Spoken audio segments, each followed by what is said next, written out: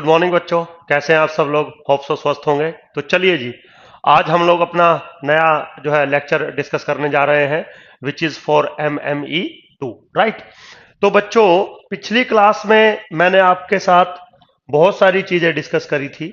जैसे vector space के बारे में हमारे डिस्कशन चल रहा था। तो लास्ट जो मेरा लेक्चर था उसमें हमने डिस्कस किया था linearly independency and linearly dependency of vectors. तो बहुत सारे वेक्टर्स कभी कभी लीनियरली इंडिपेंडेंट होते हैं या लीनियरली डिपेंडेंट होते हैं। चलिए, कोई प्रॉब्लम नहीं है, ये तो जस्ट एक नेचर है वेक्टर्स का कि वो कैसे वर्क करते हैं। ठीक। आज का जो बच्चों हमारा टॉपिक है वो है dot product and the cross product. क्या टॉपिक है आज का? टॉपिक है हमारा डॉट प्रोडक्ट। ठीक है, इसको हम इनर प्रोडक्ट भी कहते हैं।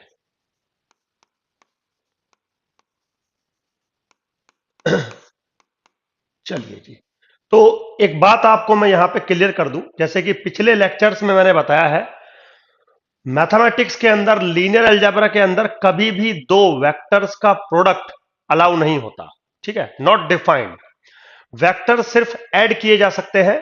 अगर मल्टीप्लिकेशन होना है तो किसी वेक्टर के साथ किसी स्केलर्स का होना है।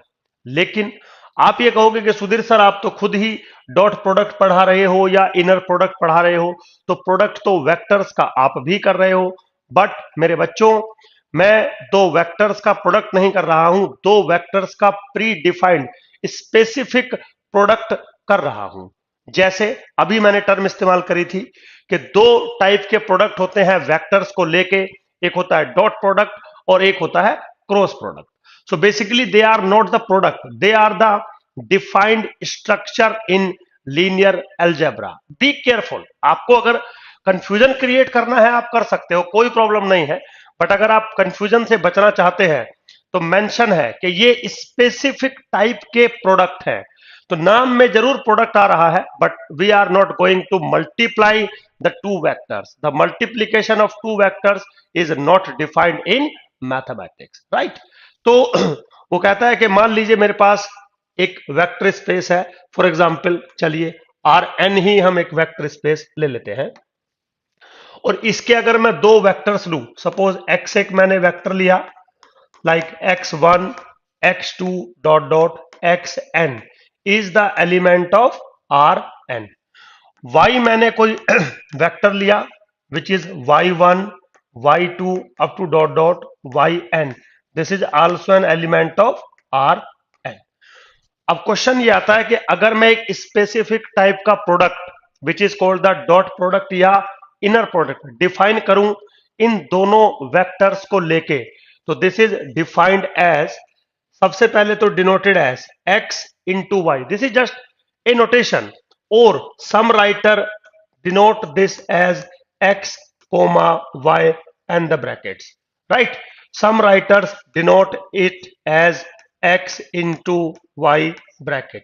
Some writers denote it as bracket x comma y। मेरे बच्चों, ये तो नोटेशंस होती हैं, आप जैसे मर्जी आप नोटेशंस इस्तेमाल कर सकते हो, right.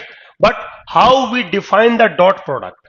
So dot product is defined as and denoted as, this is x1 into y1 plus x2 into y2 plus dot dot xn into yn, and this can be written as very easily summation I goes from 1 to n xi into yi. Now this is the dot product of two vector. Be careful, ये जो right hand side आपको दिखाई दे रही है यहां पर मेरे बच्चों, एक्चुअली में ये एक प्योरली नंबर है। तो डॉट प्रोडक्ट बेसिकली क्या होता है? वो एक नंबर को रिप्रेजेंट करता है, जो कैसे कैलकुलेट किया जाता है, कुछ इस तरीके से कैलकुलेट किया जाता है इन Rn। अब मेरे बच्चों, हो सकता है आप में से किसी के माइंड में ये चल रहा हो कि सुधीर सर, आपने डॉट प्रोडक्ट ऐसे ही डिफाइन क्यों किया है इन मैथमेटिक्स, और किसी फॉर्मुलेशंस को आपने क्यों अप्लाई नहीं किया to represent the dot product? तो मेरे बच्चों, मैं बिल्कुल किसी दूसरे तरीके से भी डॉट प्रोडक्ट डिफाइंड कर सकता हूं अगर आप प्योर मैथमेटिक्स पढ़ते हैं, क्योंकि आप बीए इकोनॉमिक्स कर रहे हैं तो आपको उतना ही मैथमेटिक्स समझाया जाएगा जितना आपके लिए जरूरी है। अगर आप प्योर मैथमेटिक्स पढ़ रहे होते तो डॉट प्रोडक्ट की डेफिनेशन ऑन आर एन जरूरी नहीं होती कि यही हो जाती। डॉट प्रोडक्ट एक मैथमेटिकल स्ट्रक्चर होता है जो कुछ कंडीशंस को सेटिस्फाई करता है। आप यहां पर इकोनॉमिक्स में जो हम आपको पढ़ा रहे हैं मैथमेटिक्स के अंदर, वो एक स्पेसिफिक पर्टिकुलर केस है। तो अगर इन फ्यूचर आपको डीप मैथमेटिक्स पढ़ना पड़ा तो आप देखेंगे कि जो सुधीर सर ने डॉट प्रोडक्ट का डेफिनेशन दिया था वो भी वैलिड है, इसके अलावा भी और बहुत सारी डेफिनेशन वैलिडेशंस रखती हैं, कोई प्रॉब्लम नहीं है उसमें, इतना कोई इशू नहीं है। ठीक, तो डॉट प्रोडक्ट कैसे डिफाइंड होता है, कुछ इस तरीके से डिफाइंड होता है। Dot product is purely A number. चलिए, अब सवाल आता है कि डॉट प्रोडक्ट जब भी आप डिफाइन करते हैं, आप जैसे मर्जी डिनोट करिए, ये 4 नोटेशंस रफली मैंने लिखी हुई हैं। डॉट प्रोडक्ट हमेशा कुछ प्रॉपर्टीज को सेटिस्फाई करता है। इन प्रॉपर्टीज पर मेरे बच्चों क्वेश्चंस एग्जाम में कभी कभी आ जाता है। तो पहले हम लोग प्रॉपर्टीज डिस्कस करने जा रहे हैं। तो सबसे पहले अगर आप टॉपिक लिखे रूल्स और प्रॉपर्टीज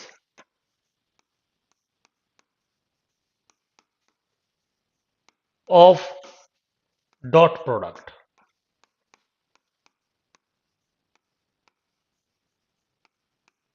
ठीक है, प्रॉपर्टीज और रूल्स ऑफ डॉट प्रोडक्ट बिल्कुल सिंपल है, कोई प्रॉब्लम नहीं है बिल्कुल भी।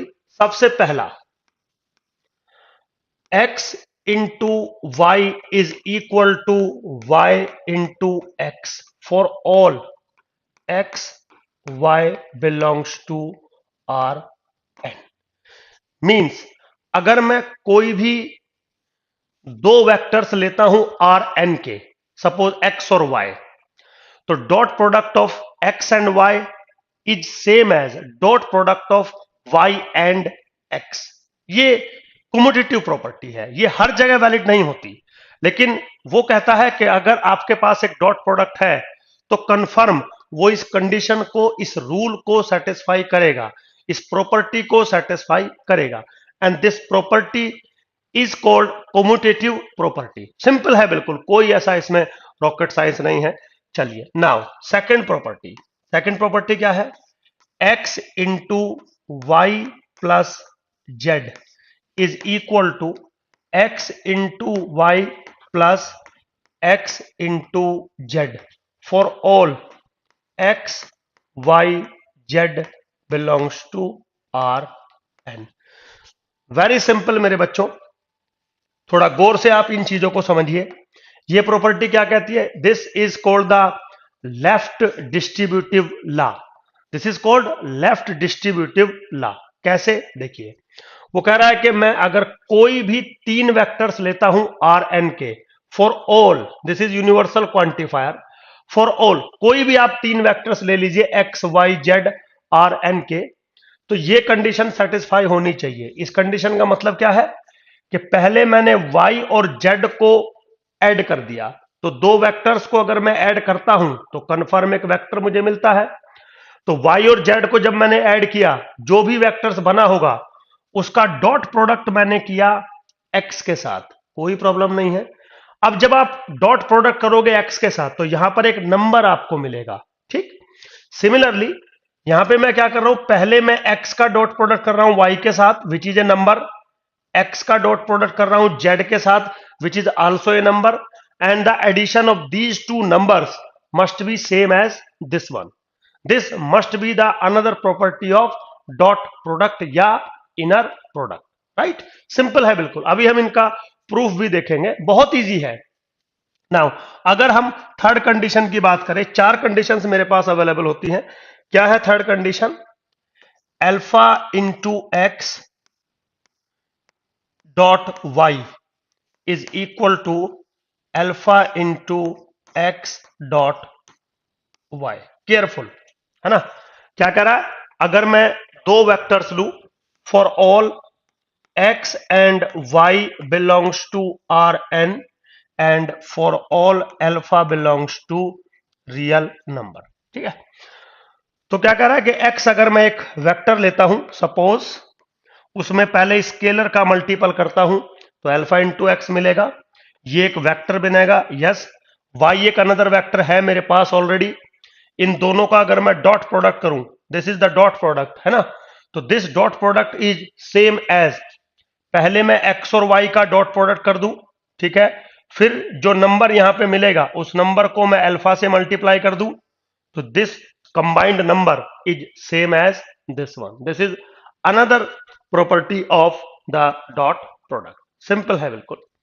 अब प्रॉपर्टी नंबर 4 अगर आप डिस्कस करें तो बिल्कुल सिंपल है, the dot product of x dot x, है ना, मतलब डॉट प्रोडक्ट अगर मैं करता हूं x का विद इटसेल्फ, तो कंफर्म ये ग्रेटर देन इक्वल टू 0 होगा। देखिए बच्चों, डॉट प्रोडक्ट किसी भी वेक्टर का किसी दूसरे वेक्टर के साथ नेगेटिव हो सकता है, रियल नंबर होता है डॉट प्रोडक्ट।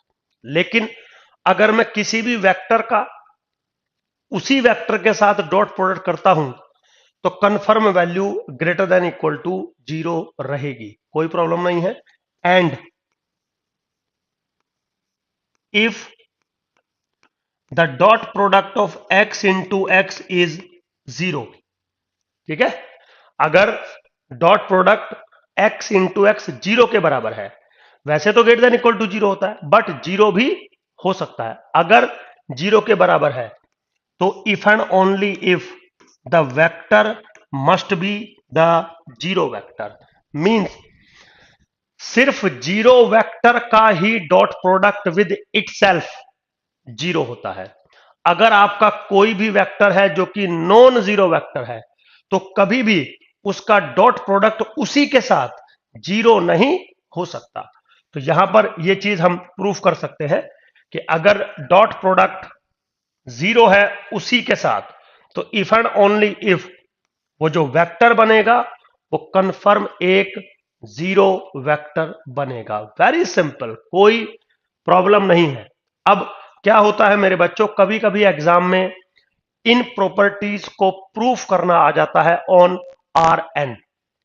सिंपल है, वैसे तो थोड़ा सा टिपिकल टास्क हो सकता है अगर आप प्योर मैथमेटिक्स में चले जाएंगे तो, बट यहां पर प्योर मैथमेटिक्स नहीं है तो सिंपल है ये चीजें बहुत। मैं एक बार आपको हिंट देता हूं, हालांकि जब मैं आपको क्वेश्चंस कराऊंगा, पीवाईक्यू कराऊंगा, तो वहां पे मैं सारे क्वेश्चंस आपके साथ डिस्कस करूंगा।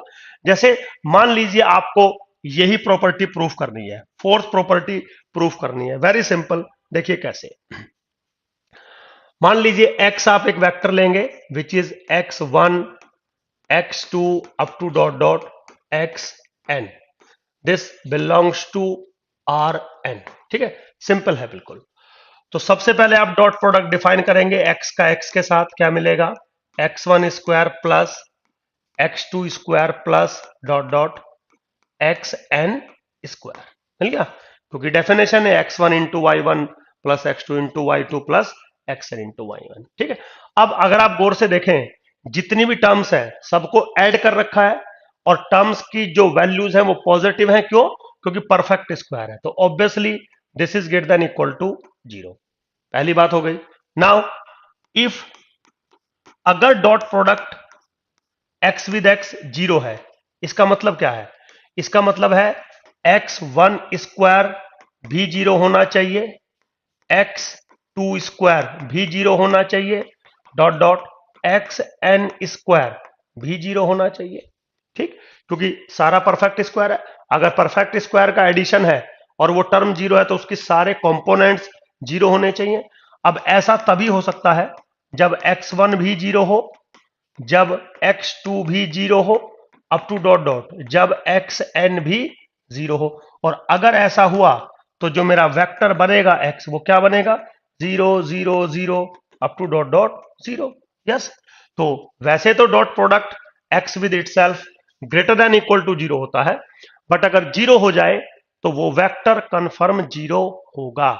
ऐसा हमने अभी पिछले वाली प्रॉपर्टी में आपके साथ डिस्कस किया है। बिल्कुल सिंपल है, आप कोई भी प्रॉपर्टी आप यहां पे डिस्कस कर सकते हैं। जैसे सपोज प्रॉपर्टी नंबर 2 अगर मैं डिस्कस करूं आपके साथ बच्चों, सिंपल है, क्या कह रहा है प्रॉपर्टी नंबर 2, मान लीजिए आपके पास 3 वेक्टर है, सपोज x वेक्टर है x1 x2 dot dot x N, ठीक है।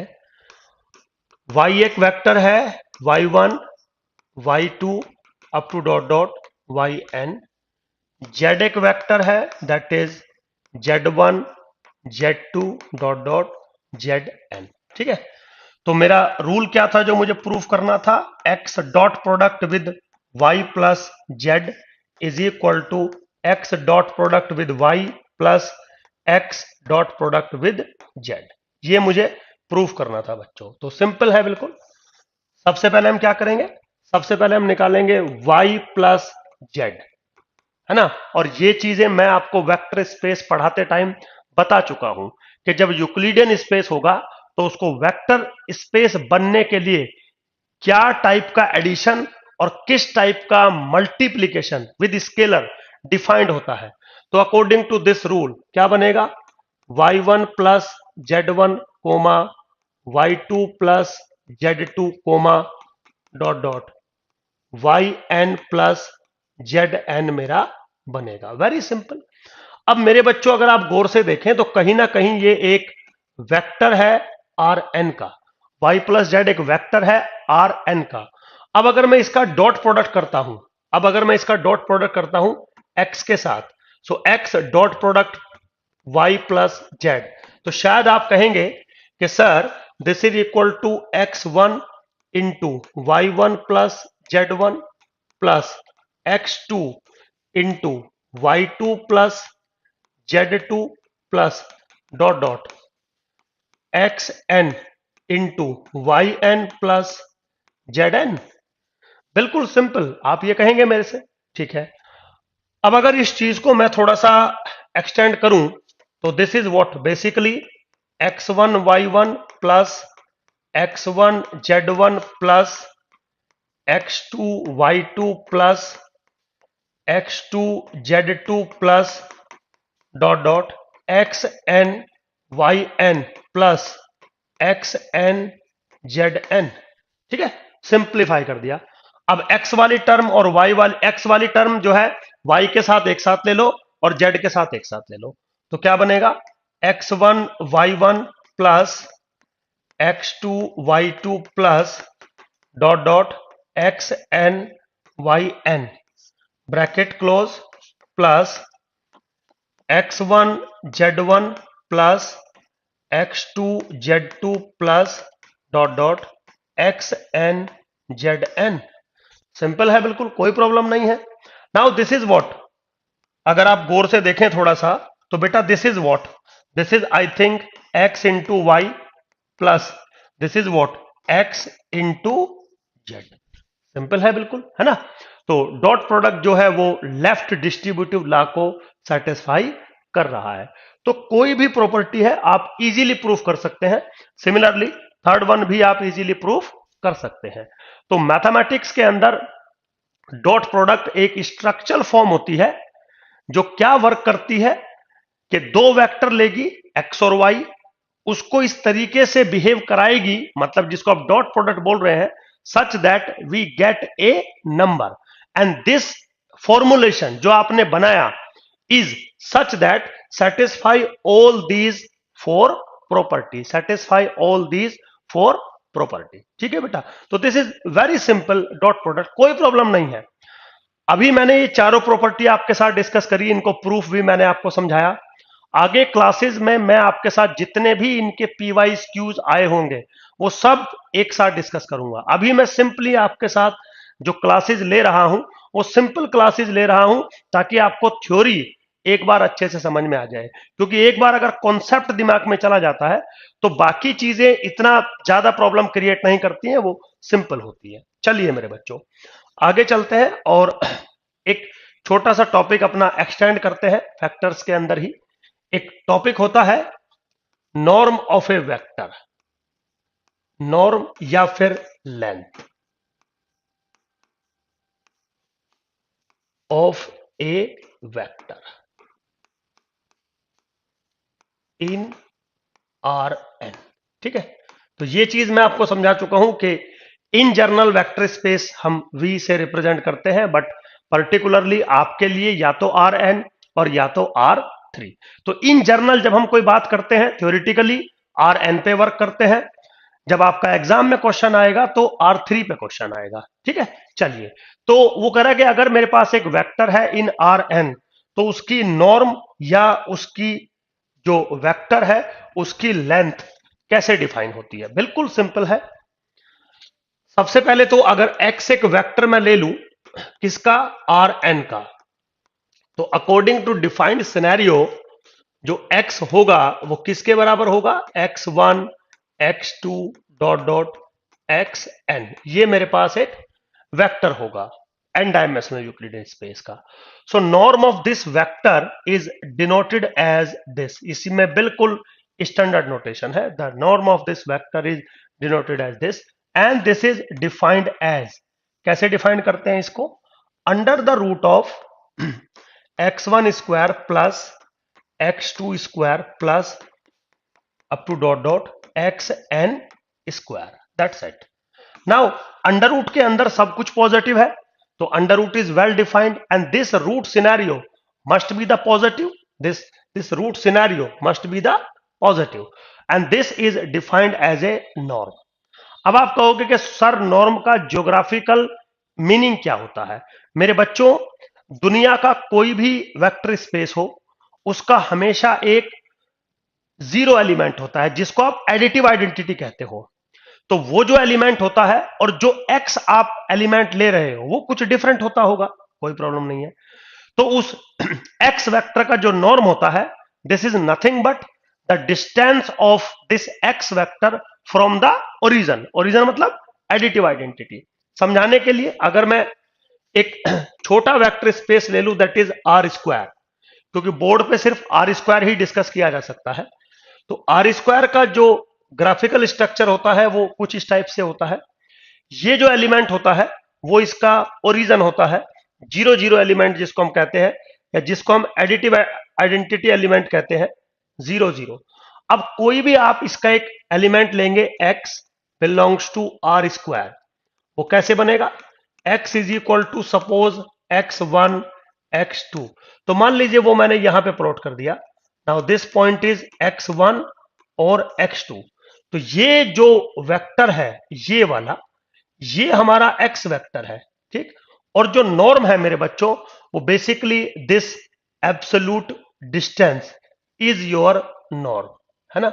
और शायद हो सकता है आपने एक थ्योरम पढ़ी होगी, पाइथागोरस थ्योरम। इस वेक्टर को जब हम बनाते हैं तो मैथमेटिकली ये जो डिस्टेंस होता है वो x1 होता है और मैथमेटिकली ये जो डिस्टेंस होता है वो x2 होता है। तो ये डिस्टेंस x2 रहेगा हमारा, ये डिस्टेंस हमारा x1 रहेगा। According to the Pythagoras this is what, under the root of x1 square plus x2 square which is same as like this. समझ गए। तो जो हम चीजें डिफाइन करते हैं, हम चीजें जर्नली डिफाइन करते हैं, आर एन पे डिफाइन करते हैं, बट ग्राफिकली आपको समझाने के लिए हम आर स्क्वायर ले सकते हैं। तो नॉर्म एक मैथमेटिकल मैग्नीट्यूड है, एक पॉजिटिव रियल नंबर है जो कुछ कंडीशंस को सेटिस्फाई करता है, और वो कंडीशंस जो है वो आपके सामने लिखी हुई हैं। अब यहां पे एक छोटा सा पॉइंट है मेरा, मैंने क्या किया, इस नॉर्म का दोनों तरफ स्क्वायर कर दिया, बिल्कुल सिंपल है ना।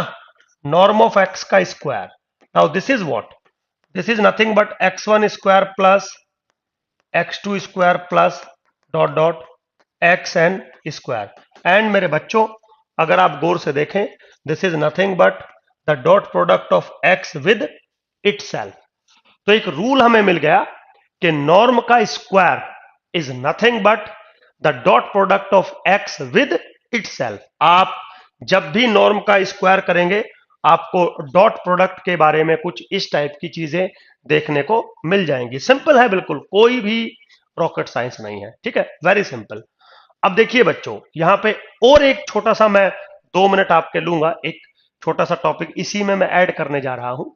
कभी कभी वो क्या करता है कि एक 2 वेक्टर्स आपको दे देगा किसी भी वेक्टर स्पेस में, स्पेशली अगर हम आर एन में बात करें, तो उनका अगर आप डिफरेंस करते हैं तो भी, या एडिशन करते हैं तो भी एक वेक्टर आपको मिलता है। उसका नॉर्म आपसे पूछ लिया जाता है, बिल्कुल सिंपल है, कुछ नहीं करना है आपको।